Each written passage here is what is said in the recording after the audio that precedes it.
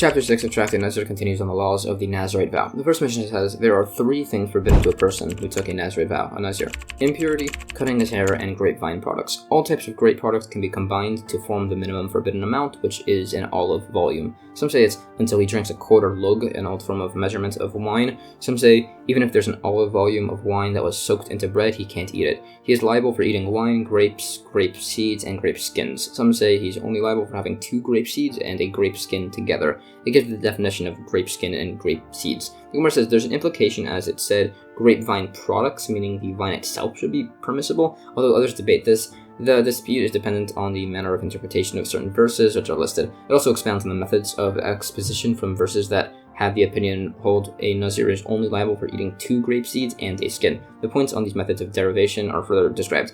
Anyways, one of the opinions said that if the bread and wine combine to form the minimum amount, he's liable. Now, typically by all prohibitions in Torah, the prohibited object cannot combine with a permitted object to create the minimum prohibited amount. The exception would be by the Nazir's prohibition, as the Torah said, he may not eat anything infused with grapes. Some would include in this concept also combinations of leaven being burnt on the altar, which is not allowed if it's over an olive's volume, unlike other opinions, and also the general prohibition against eating chametz, leavened bread, on Passover. It debates the application of this concept by a few related cases in regards to laws of teruma and similar. It also asks, how exactly do we know that the word infused in the verse teaches that permissible and impermissible foods can combine? Perhaps it just means that flavor is equivalent to substance in regards to these prohibitions.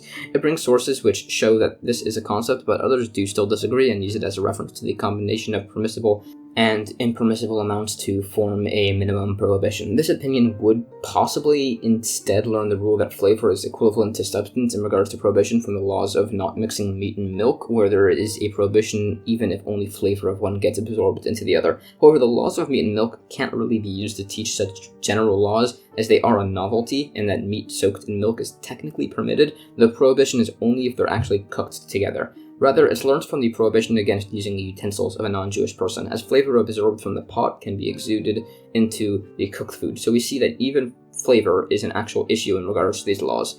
It's debated between the opinions if such a utensil was only impermissible on the day it was used for non-kosher food, as afterwards the absorbed taste is considered to be spoiled and won't be prohibited, while others say that it is even considered to be spoiled a little bit on the day it was used. However, in spite of all this, the word infused, whether it teaches that flavor is forbidden or that impermissible combines with permissible to make prohibited minimums, can't be used to teach rulings by other laws, as there's a unique concept that, as this principle is specified in 2 scriptural verses in the Torah, meaning the concept spoken on applies specifically here and can't be used to imply the application of its laws by anywhere else. Others debate this, as they hold both verses were individually necessary. It's further disputed. There are further interpretation of verses. Some say the combination principle applies by the Nazir, but only specifically to drinks. It mentions many instances by drinks that this would not apply. It further goes through the remaining parts of the Mishnah. Some say if he eats the minimum of grape seeds, he gets 2 sets of lashes for the prohibition against grape seeds and also against anything from the grapevine. Similarly, he'd get 2 sets of lashes for eating the grape skins and 3 sets for eating grape seeds and skins. But others disagree, saying you'd only violate 1 prohibition for eating a grape seed, as he'd hold there's no additional lashes for violating general prohibitions. It further debates this concept. It also defines the definition as to grape seeds and grape skins, according to the wording. New Mishnah. The standard Nazarite term is 30 days. If he or somebody else cuts his hair, he must redo up to 30 days, as he needs at least 30 days of hair growth when he finally cuts it. A Nazir who cuts his hair, whether with scissors or a razor or even by hand, any amount at all, is liable for lashes. The Gemara debates if hair grows from the base of the head or from the tip of the hair. This is practically relevant. If it grows from the bottom, the actual hair growth during the Nazarite period has been removed. If it comes from the tip of the hair, then the remaining hair left over is still from the Nazarite period. It debates this from the movement of a lice and from how hair braids loosen at the bottom, but it doesn't reach a conclusion there. Rather, it proves from the fact that if a man dyes his beard, the dyed part grows outward,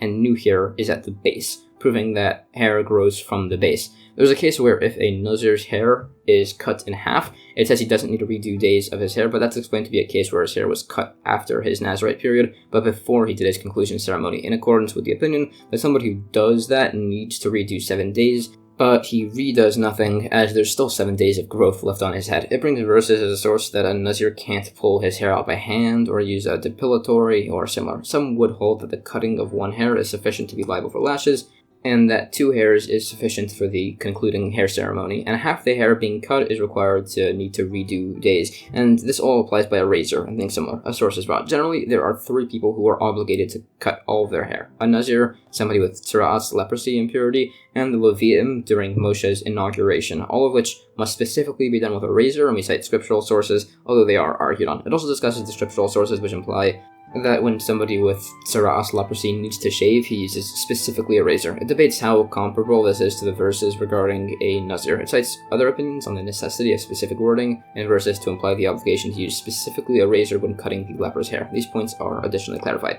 Additionally, it says by these 3 people who are obligated to cut their hair, they must cut literally all of their hair, and if they don't, it was invalid. And based on the fact that this is specified, some say that it implies by other laws that if somebody does most of something, it is considered as if you did the entire thing, which is relevant by many other concepts.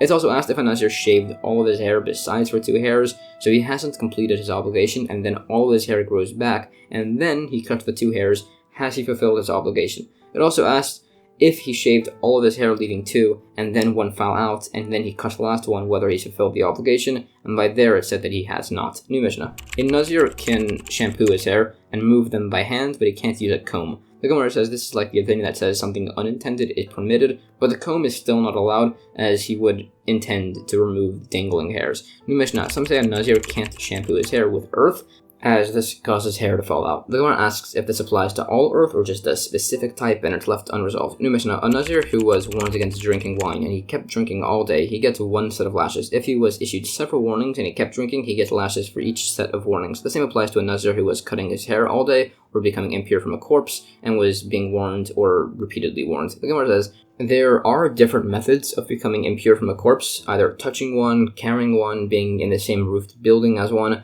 Based on the specific implication of verses, some would say that if a Nazir becomes impure from a corpse with the first 2 methods and then entered under the same roof of a corpse, the last method, he would be liable for 2 prohibitions, although not vice versa. Others disagree with this notion, and they debate it by citing relevant sources. They further discuss in regards to their views by particular cases of people coming in contact with forms of impurity through various manners.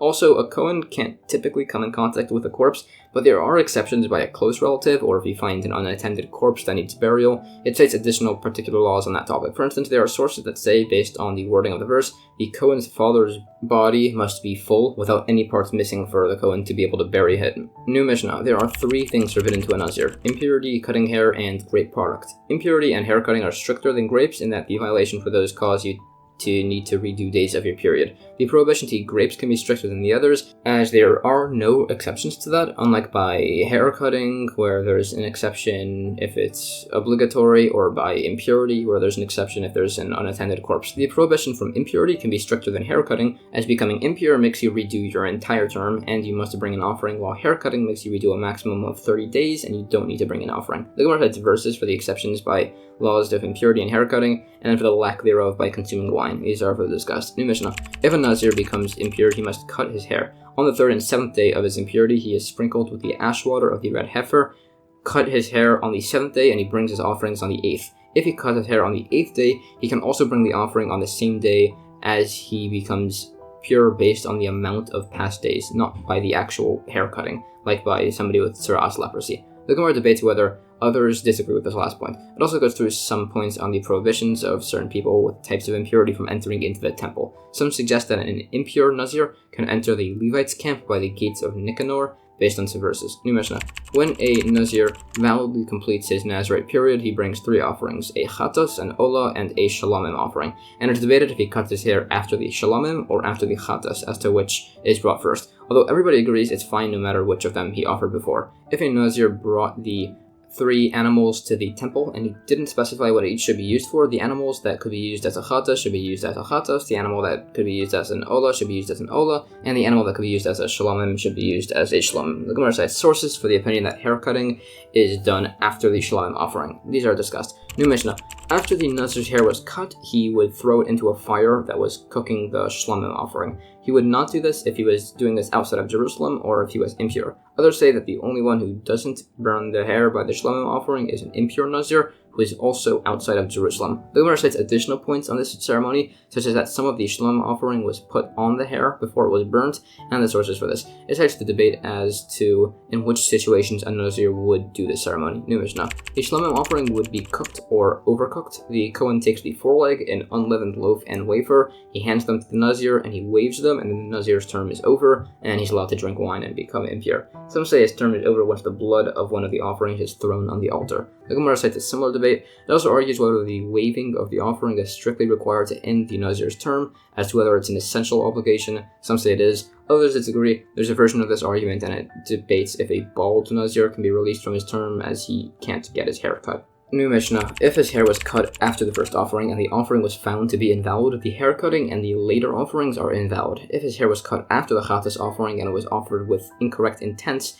and then the other offerings were brought properly, the hair cutting and the offerings are invalid. If his hair was cut after the Olah offering was brought with incorrect intents, and the other offering was brought properly afterwards, his hair offering is invalid, and it's debated if the other offerings count. If his hair was cut after all three offerings and only one was valid, his hair cutting was valid, and the invalid offerings must be rebrought. The Gemara has an opinion that if somebody had his hair cut after a voluntary Shlomim offering, the hair cutting was valid, as he holds that the verse implies it can be done after any Shlomim offering. New Mishnah. If a Nazir had the blood of one of his offerings thrown onto the altar and then he became impure, some say he must restart, some say he should bring the rest of the offering and purify himself. There was an incident that implies like the first opinion. The Gemara says the first opinion just holds that all of his offerings are invalid, and that's where he needs to restart, and we bring support for this. And that's the end of chapter 6.